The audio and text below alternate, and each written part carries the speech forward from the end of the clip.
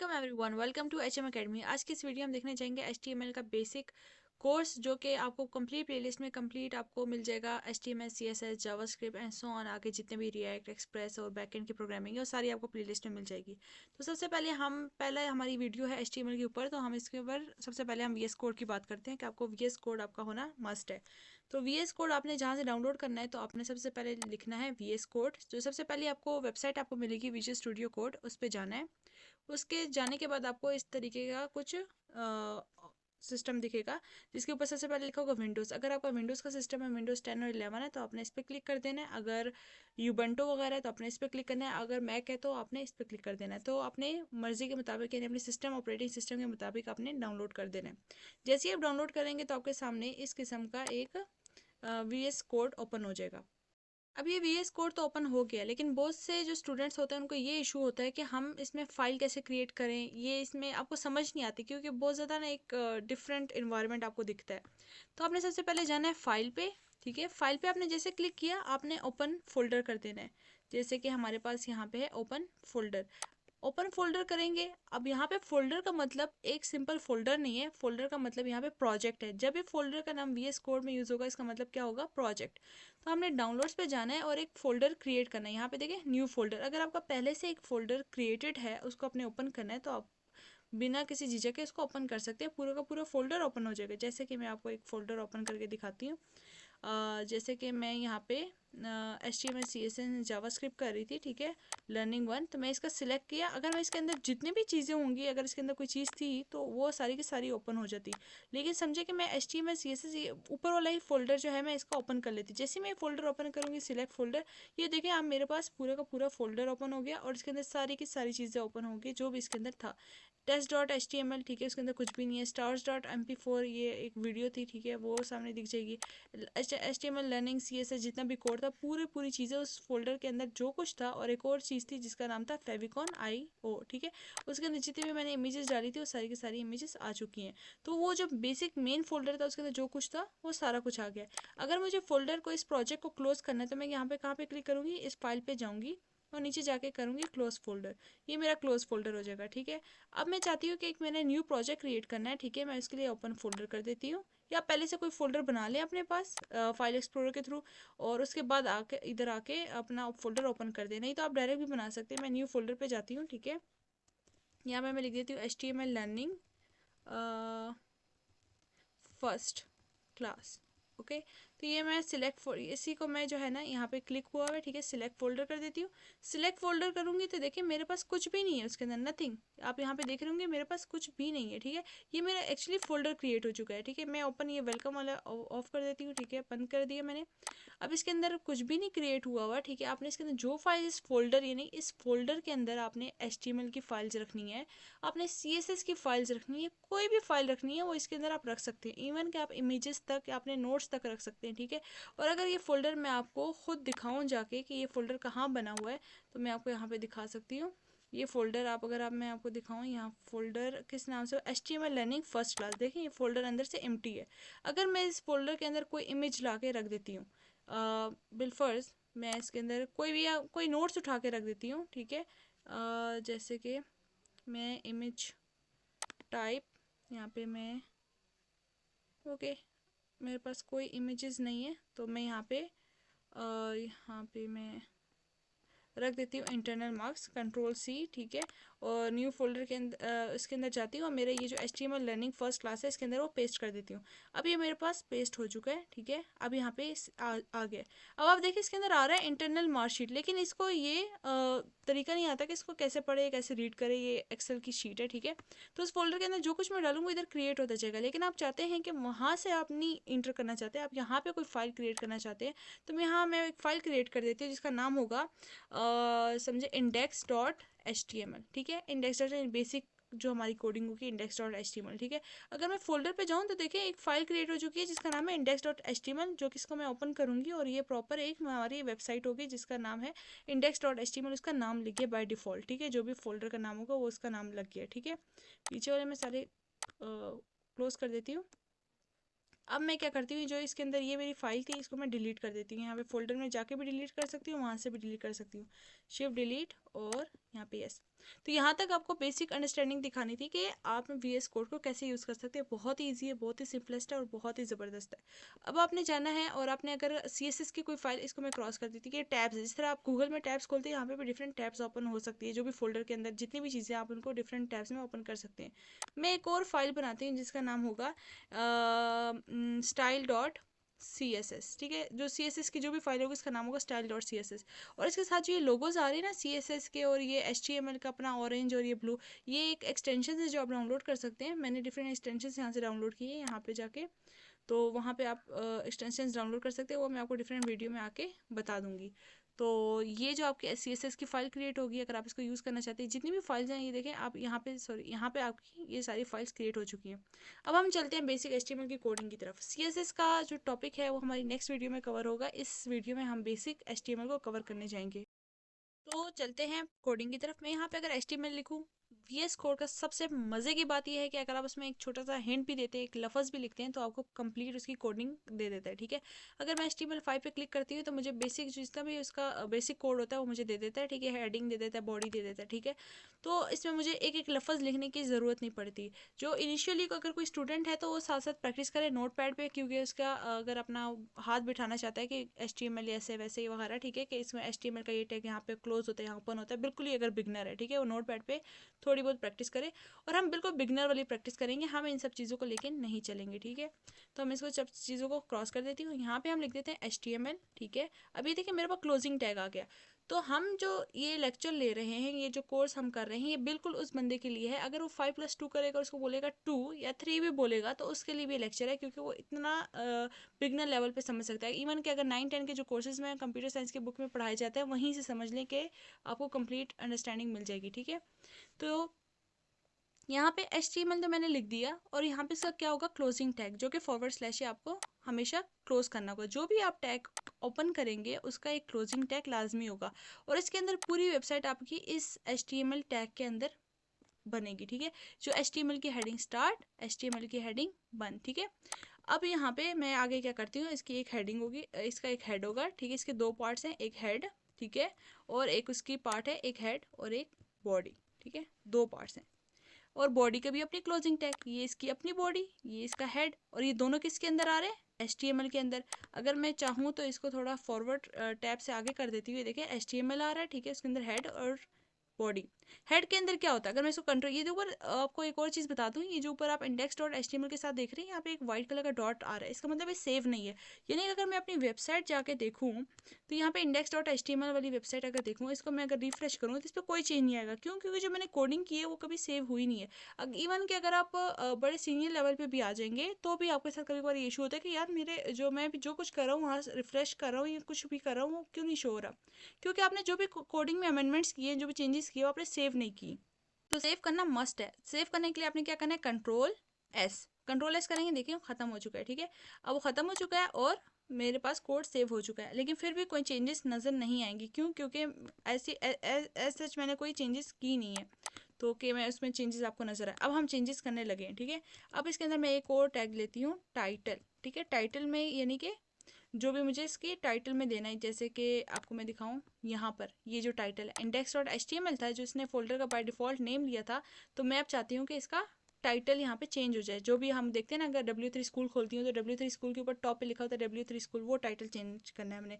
मैं इसका नाम भी दे देती हूँ HM Academy, ठीक है, HM Academy देती हूँ और Ctrl+S कर देती हूँ। जैसे ही मैं Ctrl+S करूँगी तो आप देख सकते हैं, मैं इसको दोबारा से रिफ्रेश करूँगी तो ऊपर टाइटल आप नेम चेंज होता हुआ देख सकते हैं, HM Academy, लेकिन साथ में एक दुनिया वाला आइकन आ रहा है, वर्ल्ड आइकन, ठीक है। इसको फेविकॉन कहते हैं, आप इसको चेंज करना चाहे आप इसको भी चेंज कर सकते हैं। इन वीडियोज़ में हम फर्दर इसको सीखेंगे कि हम ये सारा कुछ कैसे चेंज करते हैं। फिलहाल हम बेसिक वेबसाइट बनाना सीख रहे हैं, तो इसको जो है मैं आपके साथ इस तरीके से हाफ ऑफ कर देती हूँ, जस्ट वेट, इस तरीके से। अब मैं जो कुछ यहाँ लिखूंगी तो आपको यहाँ पे साथ साथ चेंजेस होते हुए नजर आ रही होंगी। तो ये मैंने HM Academy लिखा। अब यह हेड का काम यहाँ पे ख़त्म हो चुका है। हेड का और भी बहुत चीज़ों में काम है जो कि हम फर्दर देखेंगे, इसका CSS में काम है, इसके अंदर इनलाइन सारा कुछ, तो हम देखते हैं। अब बॉडी के अंदर सबसे मेन चीज़ जो हम देखते हैं वो हेडिंग होती है, पैराग्राफ होता है, प्री होता है, ठीक है, ब्रेक्स होते हैं जो हम उसके अंदर देते हैं, इमेजेस हम डालते हैं, स्टाइलिंग देते हैं, ईच एंड एवरीथिंग हम इसमें कवर करने लगे। सबसे पहले हम पैराग्राफ देखते हैं। पैराग्राफ का होता है सबसे पहले एक टैग, ठीक है, पैराग्राफ का टैग, और पैराग्राफ के टैग के अंदर मैं कुछ भी लिखना चाहूँ, I am a student of software engineering, ठीक है, तो आप देख सकते हैं सॉफ्टवेयर इंजीनियरिंग, ठीक है, और मैंने इसको कंट्रोल एस कर दिया। जैसे मैंने कंट्रोल एस किया और यहाँ पे साथ ही रिफ्रेश किया और यहाँ पे मेरे पास पैराग्राफ आ चुका है, I am a student of software engineering, ठीक है। अब मैं अगर इसी पी टैग के अंदर ही मैं देखें यहाँ पे, मैं आपके लिए थोड़ा बड़ा कर दूँ और, तो मैं देखिए यहाँ पे अगर मैं इसको नीचे आती हूँ, ठीक है, मैं यहाँ नीचे आ गई, हालांकि मैं लाइन को ब्रेक करके नीचे आ रही हूँ और मैं लिखती हूँ आई एम एम्बिशियस स्टूडेंट, ठीक है, और यहाँ पे मैंने कंट्रोल एस किया और मैंने यहाँ आके इसमें चेंजेस देखने चाहिए कि इसमें कोई चेंजेस तो नहीं, रिफ्रेश किया। लेकिन अब आप देख रहे होंगे कि मैंने तो यहाँ पे ब्रेक दिया लेकिन वहाँ कोई ब्रेक नहीं आया। क्यों? मतलब मैंने तो दिया अपनी तरफ से लेकिन वहाँ क्यों नहीं आया?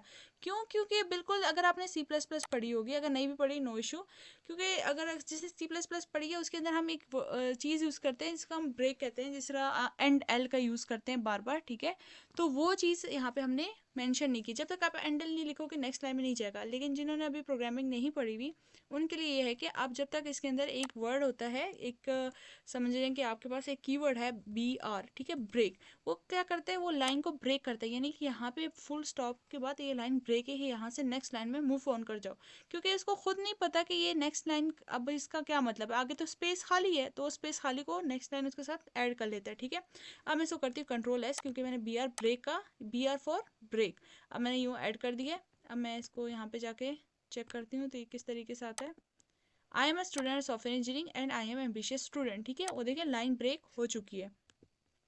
उसके बाद अगर मैं चाहती हूँ कि एक मैं बड़ी सी पोइम लिख रही हूँ, ठीक है, समझे, मैं एक पोइम लिख रही हूँ, रिंगा रिंगा रोजेस, ठीक है, और full stop, a pocket full of posies, ठीक है, एक सिंपल सी पोइम है, और आर टिश्यू,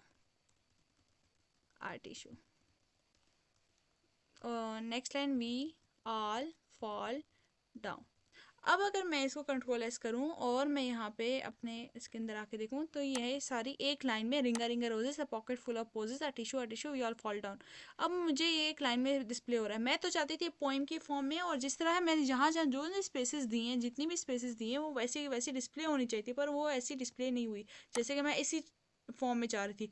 और मुझे क्या करना पड़ रहा है, अब मुझे बार बार ब्रेक, यहाँ हर लाइन के एंड पे ब्रेक लगाना पड़ रहा है। इस सिचुएशन से बचने के लिए आप एक और टैग यूज़ करें, आप पी के बजाय आप प्री वर्ड यूज़ करें, ठीक है, प्री का टैग यूज़ करें, PRE, ये देखिए यहाँ पे PRE का टैग यूज़ करेंगे।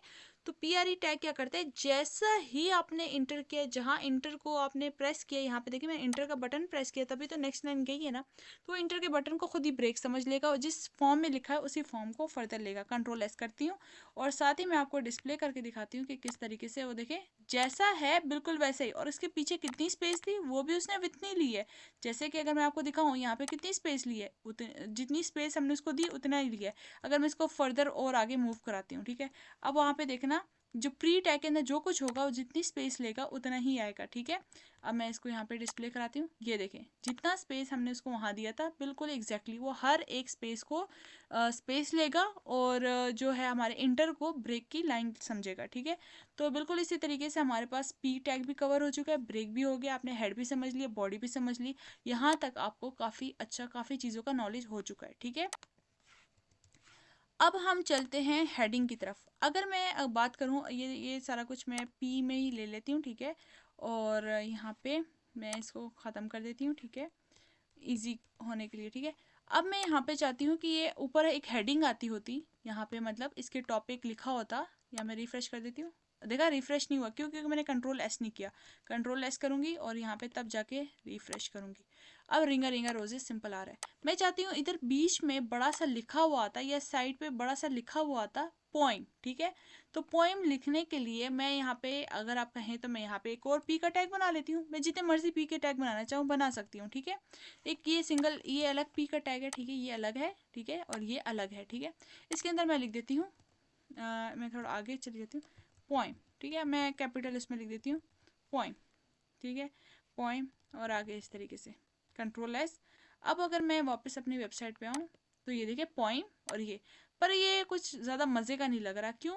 क्योंकि जस्ट वेट अ मिनट, ये क्योंकि मैं चाहती थी कि पोइम बड़ा सा लिखा हुआ है, प्रोमिनेंट हो, जिस तरह बुक्स में होता है पोइम बड़ा सा लिखा हुआ है, ठीक है, और नीचे यानी पोइम की जगह उसका पोइम का नाम लिखा होता है, ठीक है, कोई भी डैफोडिल्स या कोई भी पोइम होती है तो वो नाम बड़ा सा लिखा हुआ है। तो मैं यहाँ पी का टैग यूज़ नहीं करूँगी, मैं यहाँ क्या यूज़ करूँगी, H1, ठीक है, H1 टैग मैंने यूज़ किया। जैसे ही मैंने यूज़ किया उसके अंदर मैं लिखूँगी पोइम, ठीक है, और कंट्रोल एस। अब मैं इसको रिफ्रेश करती हूँ, ये देखें पोइम H1। अब आप कह रहे होंगे कि जब आप CSS सीख लेंगे ना तो आप कह रहे होंगे कि हम तो CSS के थ्रू भी इसकी जो विथ है और जो, सॉरी विथ नहीं, इसकी जो हाइट है या समथिंग, इसका जो भी एट्रीब्यूट्स हम चेंज कर सकते हैं। लेकिन इन टैग्स के अपने ख़ास मतलब होते हैं, जैसे कि मैं आपको बता रही थी पी और प्री का, ठीक है, आप ब्रेक भी यूज़ कर सकते थे वगैरह। हर टैग आप किसी और तरीके से भी उसको बोल्ड कर सकते हैं, किसी और तरीके से भी मैंशन कर सकते हैं। लेकिन जो मैं आपको एक स्पेसिफिक पॉइंट बताने जा रही हूँ ये है कि H1 आप इसलिए यूज़ करेंगे, H2 आप इसलिए यूज़ करेंगे, H3 या P या समथिंग जो टैग्स हैं, कि आपने सर्च इंजन को भी बताना है कि आपकी वेबसाइट पे कौन सी चीज़ क्या चीज़ है। जैसे कि अगर मैं यहाँ पे टाइम डिस्प्ले करना चाहती तो मैं P के अंदर भी टाइम डिस्प्ले कर सकती हूँ, यहाँ पे एक ब्रेक का लाइन लेके, ठीक है, ब्रेक वर्ड यूज़ करके। मैं इसको कैपिटल में लिख सकती हूँ, स्मॉल में लिख सकती हूँ, मेरी मर्जी है, ठीक है। ये कीवर्ड्स जो हैं, ये टैग्स जो हैं, लेकिन जो प्रेफर किया जाता है वो स्मॉल कीवर्ड्स प्रेफर किया जाता है, ठीक है। अगर मैं टाइम यहाँ लिख सकती थी 12 बजकर, या फिर मैं समझो 10 बजकर 9 बज चुके हैं, ठीक है, 10:09 हमारे पास, और आगे मैं लिख दूंगी PM, ठीक है, 10:09 PM। तो ये मैं लिख सकती थी, ये देखिए 10:09 PM टाइम आ रहा है। लेकिन जो सर्च इंजन होगा ये कोई इशू नहीं है, आप लिख सकते हैं, लेकिन जो वेबसाइट होगी उस पर बिल्कुल, जिसने टाइम का एक कीवर्ड यूज़ किया होगा और आपने पी का कीवर्ड यूज़ किया, दोनों की वेबसाइट सेम होगी, लेकिन किसकी वेबसाइट टॉप पे जाएगी ये बताने के लिए जो एक्सपीरियंस या एक्सपर्ट होते हैं वो ये क्या करते हैं, उसके प्रॉपर टैग्स यूज़ करते हैं, कौन सा टैग किस मकसद के लिए। तो सर्च इंजनों को देखा गया, अच्छा ये टाइम को प्रेफर कर रहा है, और किसी बंदे ने टाइम को सर्च किया या ये इसमें टाइम का स्केड्यूल आ रहा है वगैरह, वो टाइम वाले कीवर्ड या टाइम वाले टैग को उठाएगा, वो आपकी पूरी वेबसाइट पे क्रॉल करता है, ठीक है। इंडेक्सिंग होती है आपकी वेबसाइट की, ईच एंड एवरीथिंग, ठीक है, वो आप फर्दर पढ़ लेंगे, सोशल मीडिया मार्केटिंग इस तरह के चंद एक कोर्सेज होंगे जिनमें आप पढ़ लेंगे इसके बारे में। लेकिन आपका हर टैग अपने खास मकसद के लिए होता है, जिसमें आप जिससे सर्च इंजन को पता चलता है कि कौन से आपकी वेबसाइट में कौन सी चीज़ इंपॉर्टेंट है, कौन सी चीज़ लीस्ट इंपॉर्टेंट है। जैसे अगर मैं यहाँ पे H1 से H6 तक होता है, इसका मतलब होता है H6 मतलब ये लीस्ट इंपॉर्टेंट पॉइंट है, ठीक है, वो आपके जो हेडिंग H1 है उसको ज़्यादा इंपॉर्टेंस देता है, ठीक है। कंट्रोल एस किया और अब देखो ये छोटा सा पॉइंट, हेडिंग तो ये भी है लेकिन स्मॉल सी छोटी सी हेडिंग बन गई है, और इसको भी बोल्ड हुआ है, सब समथिंग सारा कुछ क्लियर है, ठीक है। अब मैं CSS की थ्रू इसको स्टाइलिंग करके बोल्ड, इसको भी वैसे ही बोल्ड वगैरह कर सकती थी, लेकिन उसको ये बताना था कि प्रॉपर एक हेडिंग है, ये एक नॉर्मल टेक्स्ट नहीं है, ठीक है। तो ये चीज़ों के लिए हम डिफरेंट टेक्स्ट यूज़ करते हैं।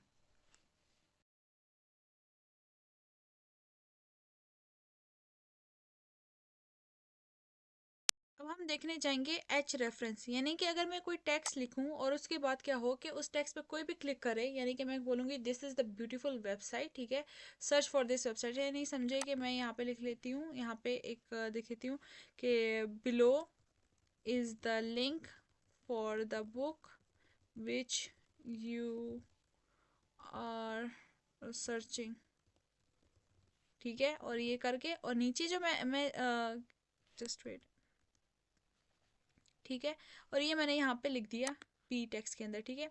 अब मैं चाहती हूँ कि यहाँ पे तो ये बिल्कुल मैं कंट्रोल एस कर देती हूँ, ठीक है, और यहाँ पे मैं आपको शो भी करा देती हूँ, below is the link for the book which you are searching, ठीक है, दिस इज़ द लिंक, यहाँ पे लिखा हुआ दिस इज़ द लिंक, या फिर मैं लिख देती हूँ यहाँ पे डिस्क्रीट बुक, ठीक है, डिस्क्रीट बुक लिखा हो लेकिन वो लिंक हो उस पर, जब डिस्क्रीट बुक पे कोई भी क्लिक करे तो एक न्यू टैब में या फिर उसी टैब में एक बुक वाली PDF ओपन हो, ठीक है।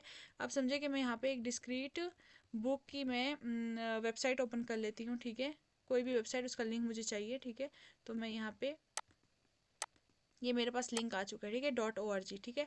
अब मैंने क्या करना है, मुझे लिंक कैसे लिखना है, मैं जाऊंगी यहाँ पे, एक नया टैग है, उस टैग का नाम है ए, ठीक है, ये मैंने लिखा ए, ठीक है। उसके आगे आपने लिखना है एच रेफरेंस इक्वल टू, वो लिंक क्या है, उस लिंक का नाम क्या है, ठीक है, वो लिंक है ये वाला, ठीक है। मैं चाहती हूँ ये वेबसाइट खुले जब भी कोई इस पर क्लिक करे, तो मैं इसको कंट्रोल C, यानी इसको कॉपी करना है, कॉपी, ठीक है, और यहाँ पे आना है और यहाँ पे कंट्रोल V पेस्ट कर देना है। ये लिंक मैंने पेस्ट कर दिया, ठीक है। अब ये मेरे पास हो चुका है सेव। अब इसका क्लोजिंग टैग भी होता है, जो एंकर टेक्स्ट होता है, ये एंकर टैग है, ठीक है, इसका एक ए, और उस ए टैग के अंदर ही हमने क्या देखना होता है, एच रेफरेंस और ये उसका लिंक जो भी वेबसाइट है, और इसके बीच में हमने क्या देना होता है, ये दोनों जो फ्रंट एंड क्लोजिंग टैग है, इन दोनों के बीच में क्या देना होता है, जैसे ये देखें, ये पहला टैग, ठीक है, इसका क्लोजिंग टैग, उसके बीच में हम जो कुछ देना चाहें हम दे सकते हैं, ठीक है। और ये जो इस पी वाले टैग के अगर मैं जरिए से आपको समझाऊं, तो इसके अंदर मैं स्टाइलिंग दे सकती हूँ, ठीक है, मेरा जिस तरह का दिल करेगा मैं इसकी स्टाइलिंग दे सकती हूँ, ठीक है। स्टाइल देना चाहूँ तो मैं इसका हाइट चेंज कर सकती हूँ, मैं इसका border, colour, each and everything सब चेंज कर सकती हूँ, ठीक है।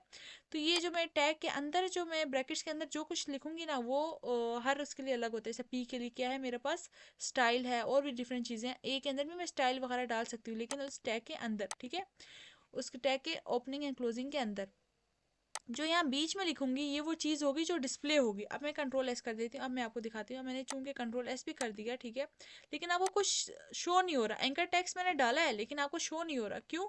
क्योंकि मैंने बीच में रिटर्न कुछ डाला ही नहीं है कि आपको क्या, किस चीज़ पे क्लिक करो तो ये लिंक आपके पास ओपन हो। तो मैं यहाँ पे लिख देती हूँ डिस्क्रीट, ठीक है, और यहाँ पे लिख देती हूँ बुक, ठीक है, ताकि आपको पता चले कि मैंने वहाँ से कहीं से कॉपी नहीं किया, डायरेक्ट जो जिस तरह मैंने लिखा है वैसे ही आया, ठीक है। और यहाँ पे मैं इंटर कर दी, देखें डिस्क्रीट बुक, ठीक है।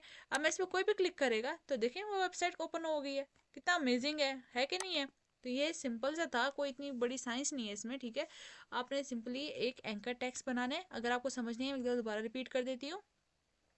आपके पास एक एंकर टेक्स्ट होगा, ठीक है, जो कि उसका नाम है ए से स्टार्ट होता है, ठीक है, उसका एक कीवर्ड है A is a anchor text, ठीक है। अगर आप इसको ऐसे नहीं लिखना चाहते, आप डायरेक्ट ए भी लिखेंगे ना, तो ये आपके पास डायरेक्ट सारा कुछ ओपन हो जाएगा। जो एच रेफरेंस इक्वल टू आ रहा है, ठीक है, इसके अंदर आपने वो लिंक देना है जिस लिंक को आप ओपन करना चाहते हैं।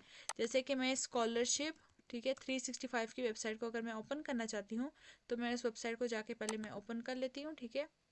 ये मैंने स्कॉलरशिप 365, या मैं, आप समझे, IIUI की वेबसाइट ही ओपन करना चाहते हैं, फास्ट की वेबसाइट ओपन करना चाहते हैं, कोई भी वेबसाइट ओपन करना चाहते हैं, मैं इसको कॉपी कर लेती हूँ कंट्रोल C, ठीक है, और यहाँ आके उसका लिंक मैं यहाँ पे पेस्ट कर देती हूँ। पेस्ट हो गया।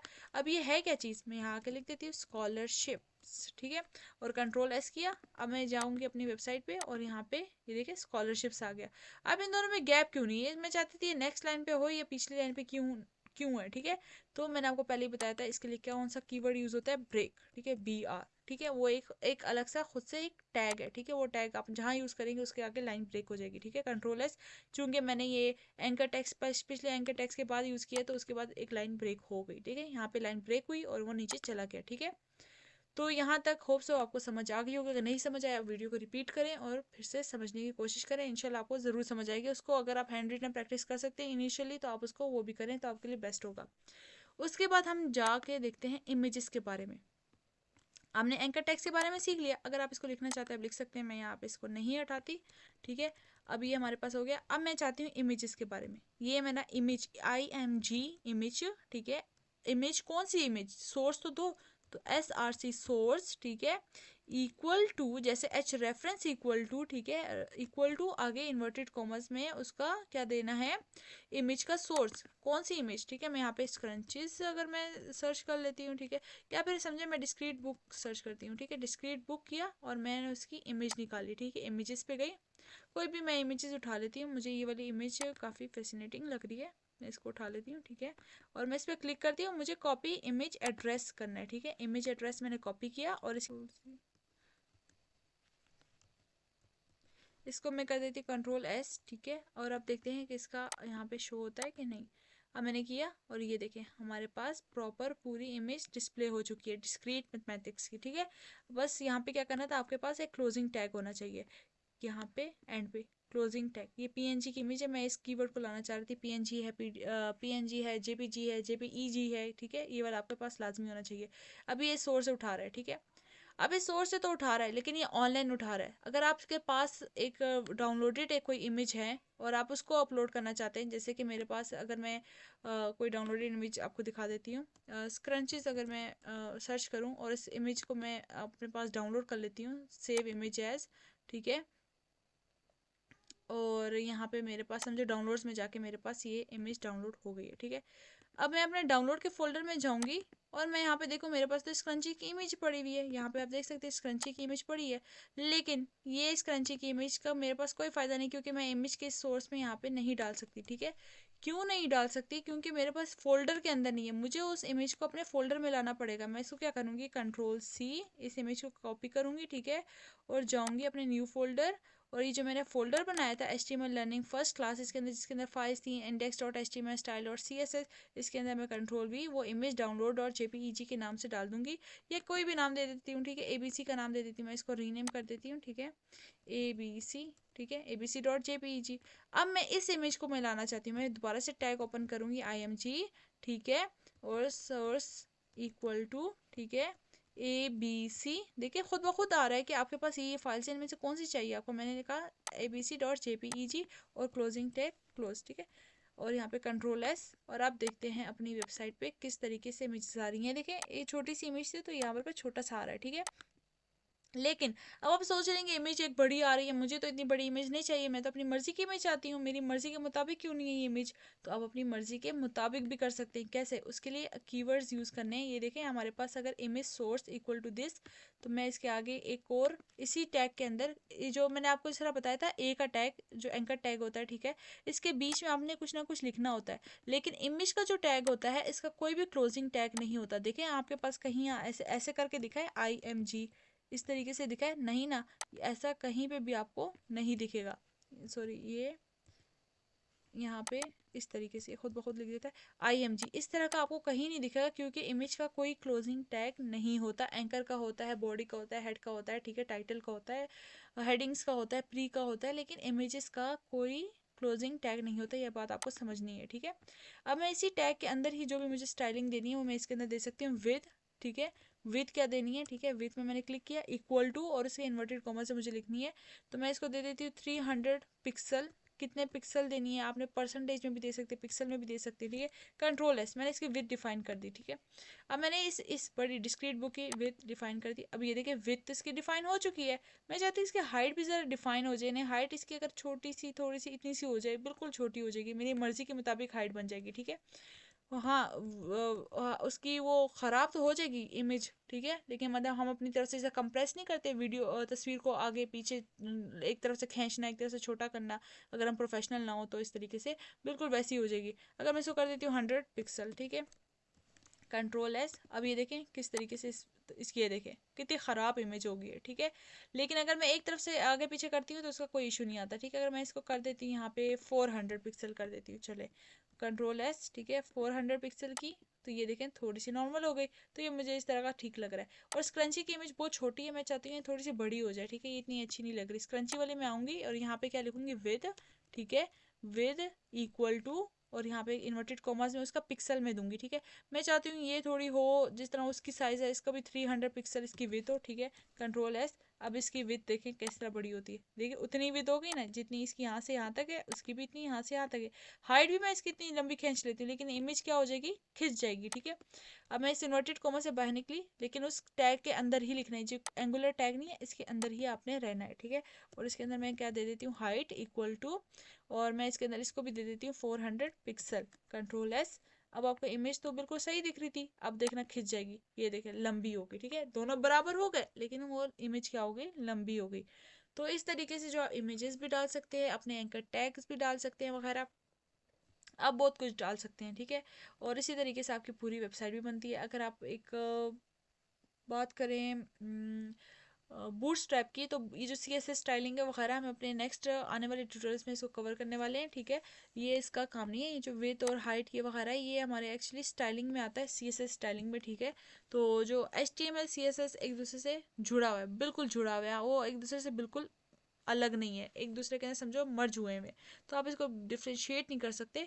लेकिन हम CSS की सेपरेट फाइल इसलिए बनाते हैं ताकि हमारे लिए आसानी हो उसकी स्टाइलिंग वगैरह करने में। आज की वीडियो काफ़ी डिटेल में थी, लेंथी थी।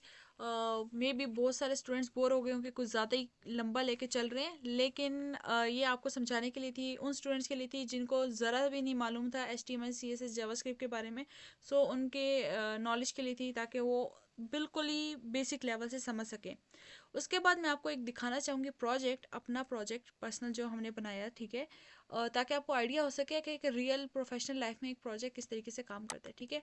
मैं आपको एक ओपन क्लोज ये फोल्डर मैं आपको ओपन रहने देती हूँ। मैं एक ऐसा करती हूँ, न्यू विंडो ओपन कर लेती हूँ यहाँ पे, ठीक है, ये विजुअल स्टूडियो कोड के अंदर मैं यहाँ पे एक ओपन फोल्डर करती हूँ। अपना प्रोजेक्ट जो मेरा था मैं आपको वो ओपन करके दिखाती हूँ। उसके बाद जहाँ जहाँ हमारा जो प्रोजेक्ट का फोल्डर पड़ा हुआ है मैं आपको वो ओपन करके दिखा देती हूँ।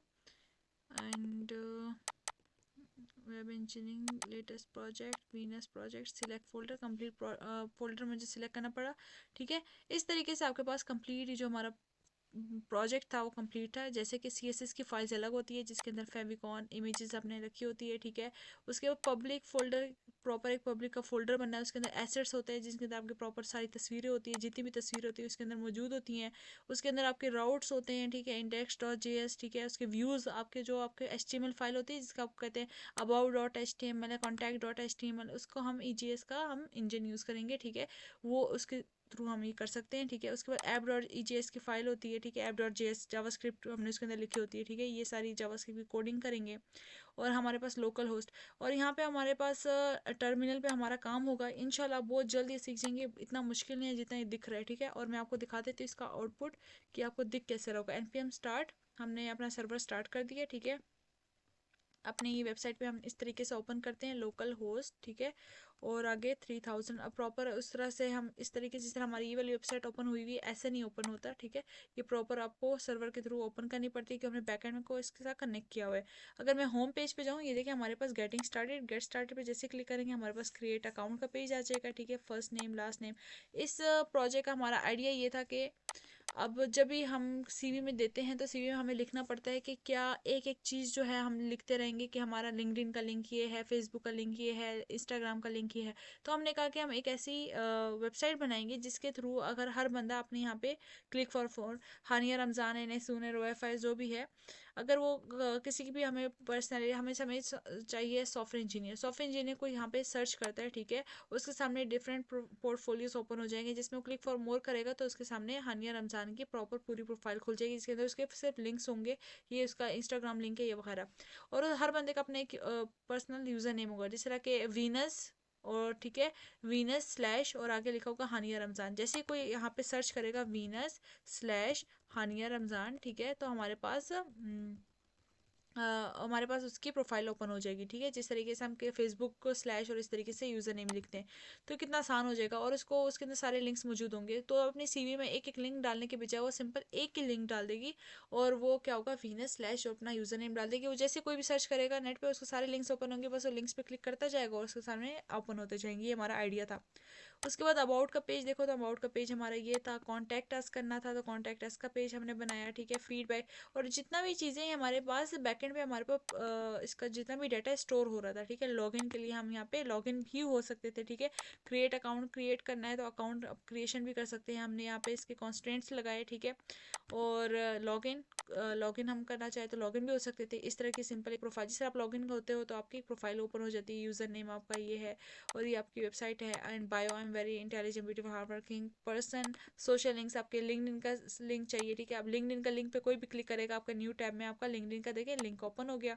इतनी इसके अंदर वो नहीं थी हमारे पास, UI इसकी इतनी मज़े की नहीं है, यूज़र इंटरफेस के अंदर अच्छा नहीं है, हमने उस पर इतनी प्रैक्टिस नहीं की। लेकिन इसके अंदर अपडेट कर टेक्निक्स प्रॉपर हमने अप्लाई की थी, ईच एंड एवरीथिंग, ठीक है। अपने प्रोफाइल को डिलीट करना है आप डिलीट कर सकते हो प्रॉपर, ठीक है। अगर अपडेट करनी है प्रोफाइल को अपडेट भी कर सकते हो, ठीक है। अब यहाँ पे मैं कुछ और लिख देती हूँ, शी इज़ गुड, ठीक है। मैंने यहाँ पे कर दिया अपडेट प्रोफाइल, तो मैंने अपडेट कर दी, ठीक है। अब यहाँ पे देखिए हमारे पास यहाँ लॉगआउट का ऑप्शन आ रहा है, तो मैं लॉगआउट होना चाहती हूँ तो मैं लॉगआउट यहाँ से भी हो सकती थी, नीचे से भी हो सकती थी, ठीक है। और ये बिल्कुल वैसा ही सर बाकी लोगों की प्रोफाइल्स भी हमें दिखती है और अपने साथ में अपने अंदर भी लॉगिन हुए थे, जिस तरीके से हमारे पास ये देखिए। अब मैंने अपने उसका लिंक दिया था लिंक्डइन के अंदर, तो मेरी वेबसाइट जो मेरा लिंक्डइन अकाउंट है वो ओपन हो गया। तो ये इस तरीके से जो है आप कोडिंग करेंगे और इस तरीके से आपका पूरा प्रोजेक्ट बनेगा, और ये बहुत ही मज़े का बहुत ही इंटरेस्टिंग हमारी जर्नी होगी। और देखते हैं आपको नेक्स्ट वीडियो में। Thank you so much. अल्लाह हाफिज़।